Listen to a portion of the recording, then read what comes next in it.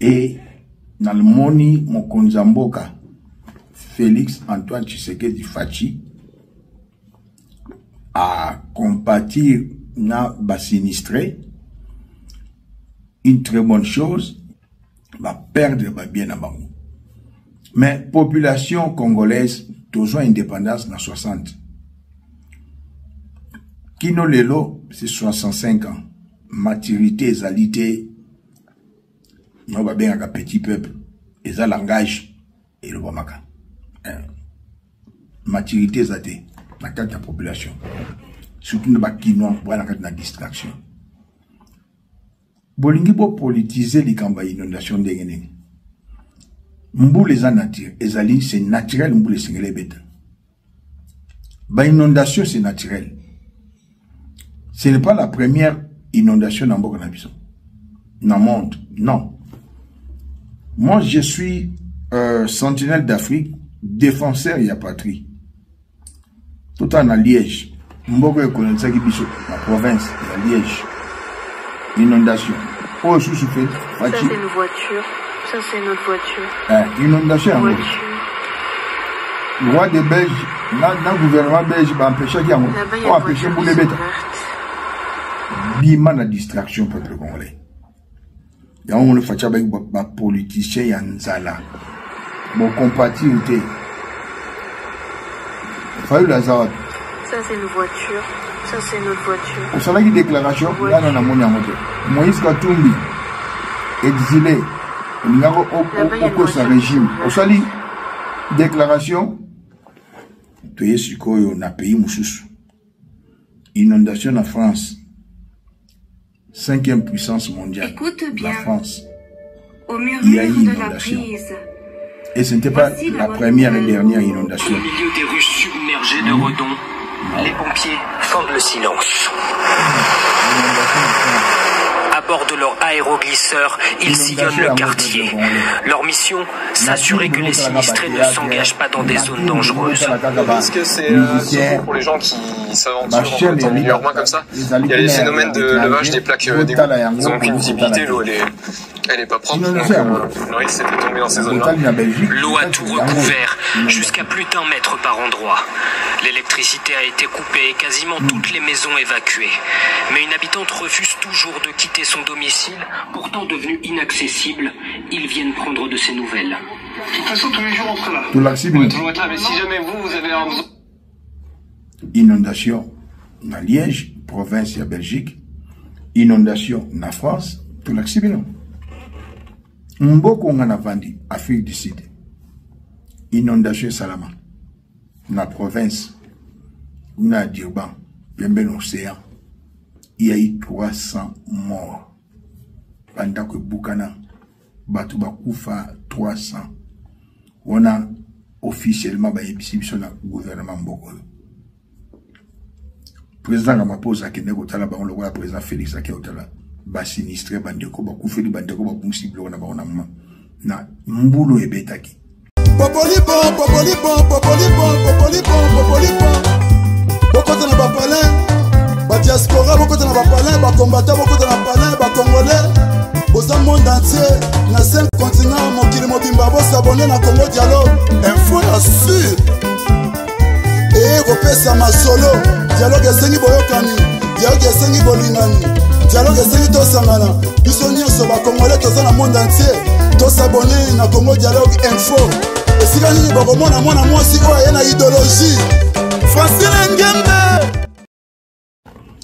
Bonjour, bonsoir na peuple congolais.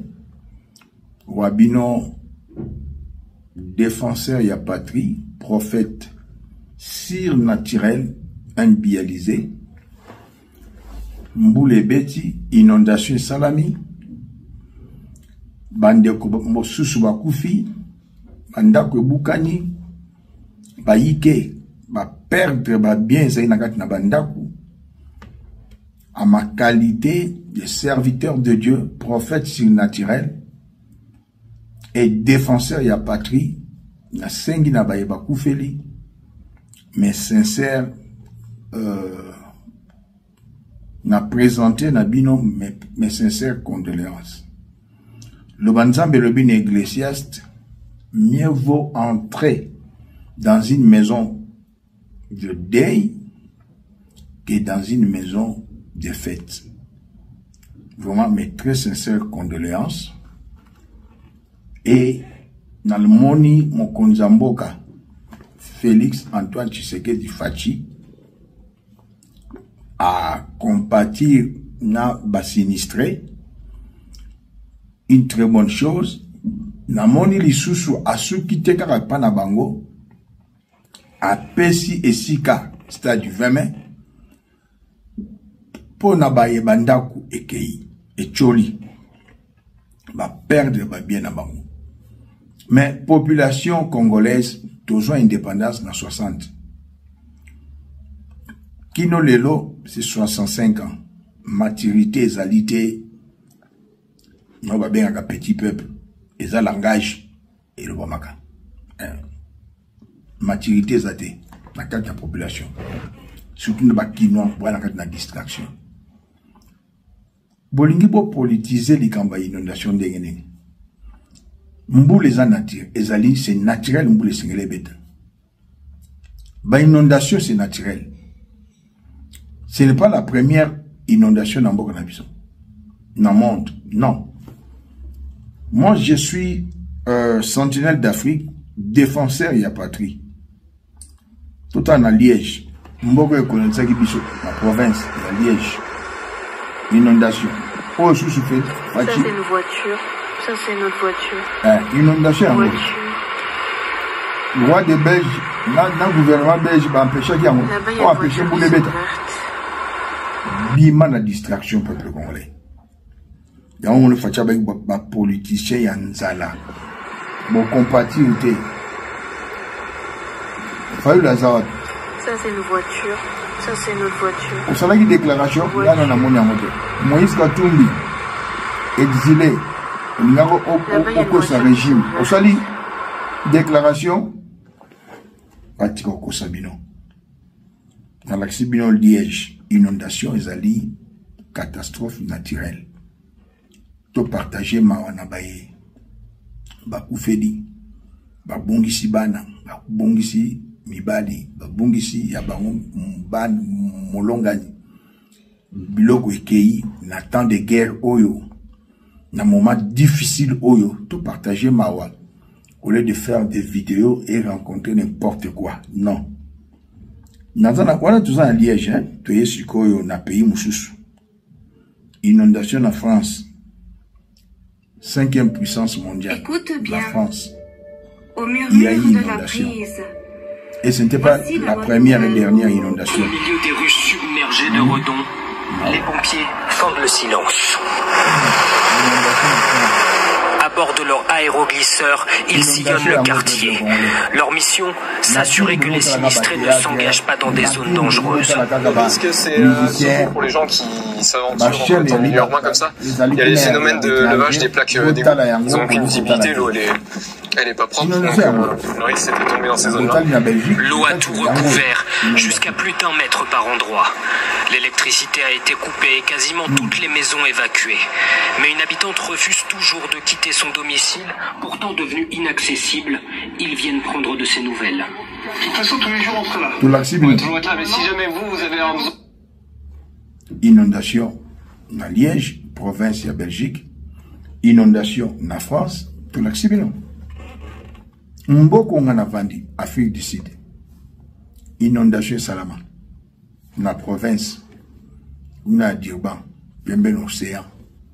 Il y a eu 300 morts. Pendant que Boukana, Batouba Koufa, 300.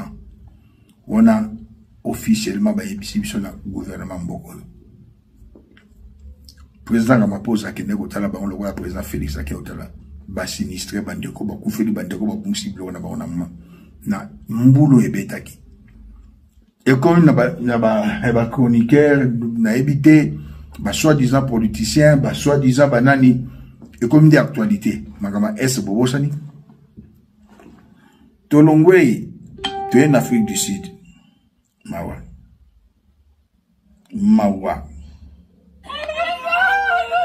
Le ciel offre aux habitants de Clermont Cette banlieue pauvre de Durban, un peu de répit. Alors certains commencent à déblayer autour des bâtiments effondrés. Dans ce quartier, beaucoup de maisons n'étaient pas très solides et construites de façon précaire à flanc de colline. Rares sont celles qui ont résisté. Tout était sans dessus-dessous. Et depuis, on n'a pas de nourriture, pas de vêtements. Même ma carte d'identité est inutilisable. Les pluies ont commencé le week-end dernier pour atteindre des niveaux records, du jamais vu depuis 60 ans, au point d'engendrer les pires inondations de l'histoire de l'Afrique du Sud. Le président Ramaphosa est en tournée dans la province du KwaZulu-Natal, dont Durban est la plus grande ville et aussi l'épicentre de la catastrophe. Ce qui est très difficile, c'est que beaucoup de personnes ont perdu la vie, que des maisons ont été emportées, des routes aussi ont été emportées, et puis des ponts. Et maintenant, il y a cette église qui a également été touchée. Les maisons ont été endommagées, et tout ça a créé des problèmes. Alors nous avons pensé que nous devions venir ici pour voir par nous-mêmes. Évaluer les dégâts et partager la douleur de ceux qui ont perdu l'essentiel. Le président Ramaphosa s'est déplacé à Tali Makamboleki. Plus de 300 morts, inondations. Bandake Boukana, Namboko Afrique, dans la province de Durban. Peuple congolais, bimana kat na distraction, bimana kat ya ba politicien ba na ko sakana bino na ba busoba. Dans l'accident inondation à Liège, dans l'accident inondation en France, dans l'accident inondation Nambokoyo, Afrique du Sud de Sranga Nazali, dans l'accident inondation en Italie.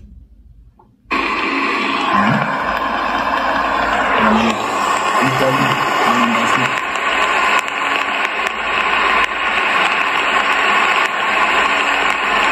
Troisième pays de l'accident inondation en Italie. Un pays civilisé. Un pays à Mindele. Kalama Indele Wetera. Nkaokalama Izara Nzambe. Pasala du délice Nzambe. Le président Nino Opeksambula. Opeksa inondation. Attends, serviteur de Dieu mon retour à Opeksa inondation. C'est naturel. Catastrophe naturelle. Inondation à Italie. Tala d'Anzete. Et puis, Tala d'Anzete de Côte ça le voter. Bien, quand il se souvient au lobby, Congo n'a pas battu, biso tozali. Ce qui présente Salimalam, n'a pas dit maïs, ce qui Salimabe. En tant qu'humain, nous avons besoin de bolingo, nous sommes avec sagesse. Mais à Salimala, mon président Kei, à côté de sinistré, à PC Sika, Kuna, dans le stade 20 les pays les plus puissants du monde, États-Unis, il y a aussi inondation, dans le nord des États-Unis.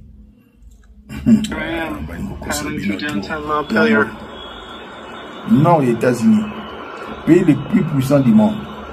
Tuesday, July 11th. Yango, inondation. The unbelievable Lake Montpelier. Les États-Unis. Tolobate. Yango, inondation aux États-Unis. Nathan le président Biden. Bandak Yangwan. Tolobate. Hein? It was very horrible, actually, and making it home was terrifying. We live on the hill up there, past Shaw's, and going up it, there's a whole river going down with logs. And then someone knocked on our door and was like, you need to move your car, thankfully. And so we had time to get the car out, and then afterwards, as you said, going downtown, just realizing that you had water up to here was absolutely insane. And it's really unlike any other event I've ever lived through. Everything's shutting down, like how people could survive out here without any of this open. So that's one of my biggest concerns. This is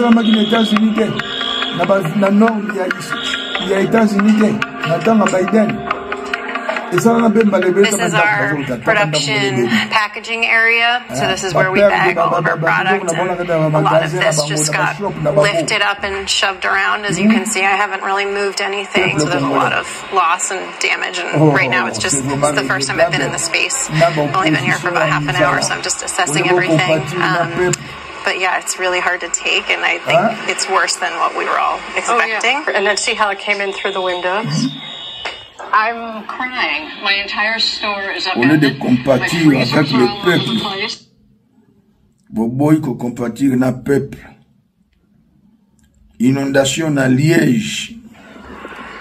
Banoko, bakolenza biso inondation ya moi. Na royaume de Belgique na Liège, inondation. Oh, sous la ligne Fachi. Oh, ils ont sous Tshisekedi. Tout le bateau. Non, trop c'est trop. Peuple, le Banzam et lobby pleurait avec ceux qui pleurent. Tout le monde dit 5 ans, Kokenda Kufunda Fachi, qui est pas na président en France. Bino na ba ECC. L'église de réveil a contribué à qui pour la bitumba na Est. Bino église catholique, beaucoup ko sangisa mbongo te boke na 20 mai ko sunga. Basusu baza bandimi na bino, beaucoup ko sunga bangote. Église du Christ au Congo, beaucoup ko sunga ba sinistré te. Pour église de réveil Longonia, basalaki ba cotisation, basungi bandeko azalendo na ba soldat. Tout mon yango. Jeannette,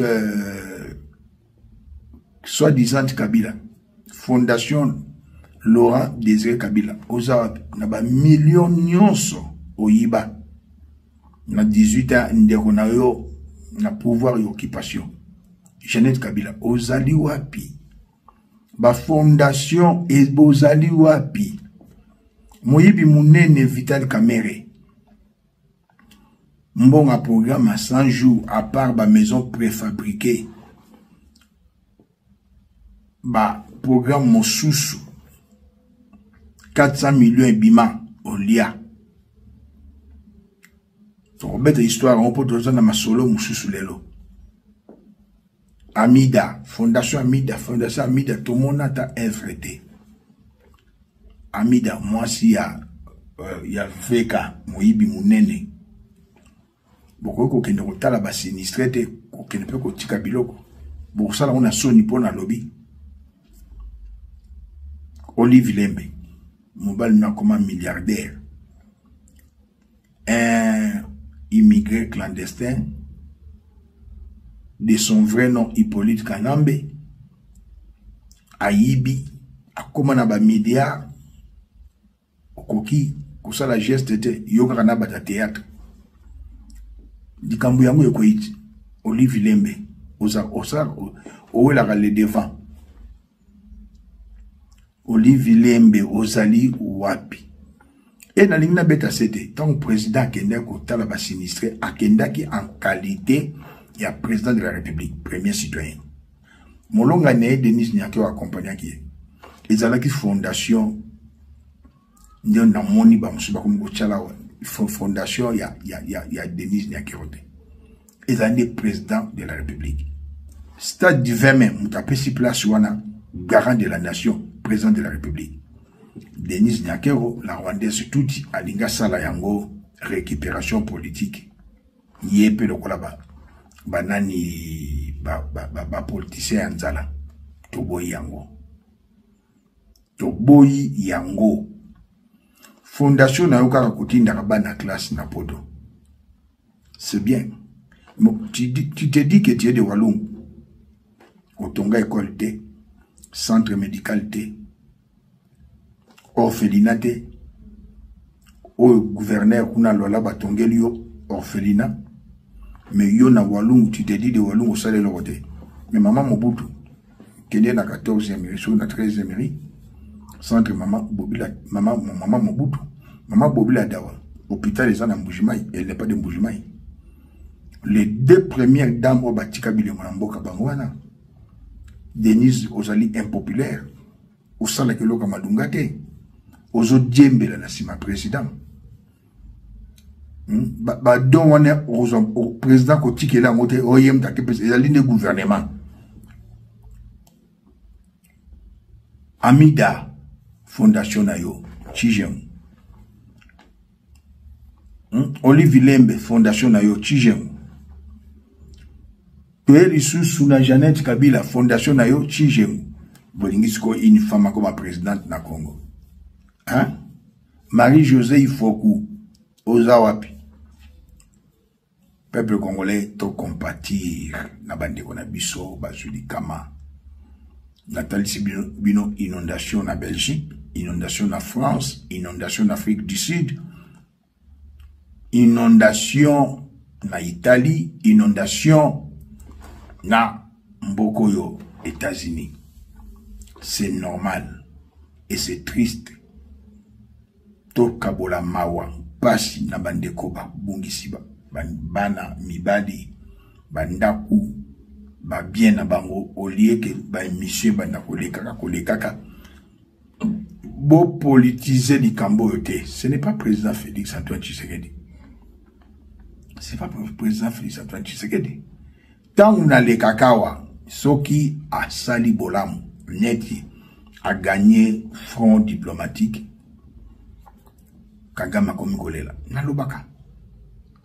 Soki rezali, neti ba Rwandais touti, bazan la présidence, Moutakambaka Bango, Denise Nyakero, la Rwandaise, Kachantal et les Rwandais touti, Nalobaka Ango. Ba Rwandais, ba Kangi, institution en otage, Nalobaka Yango. Na observé on dengo Salomon Idika Londa Abima. Fachi Salomon Idika Londa Abima la prison. Na observé on lobby. Mais to compatir na bandeko oyo. Ba politicien nzala botika ba fantir na bino. To kutani lobby.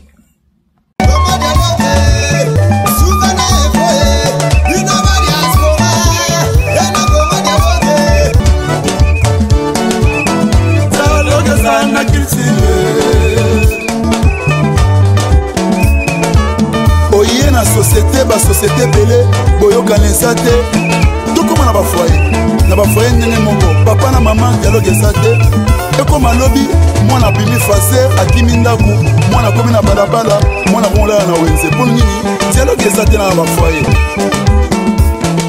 Omoni lelo mindele basanganaki basali héros, mbongo komi makasi pour na dialogue nde sali dollar lelo esala makasi. Dialogue de sali les livres sterling et la makasi. Yango moni dialogue est nécessaire na vie na biso.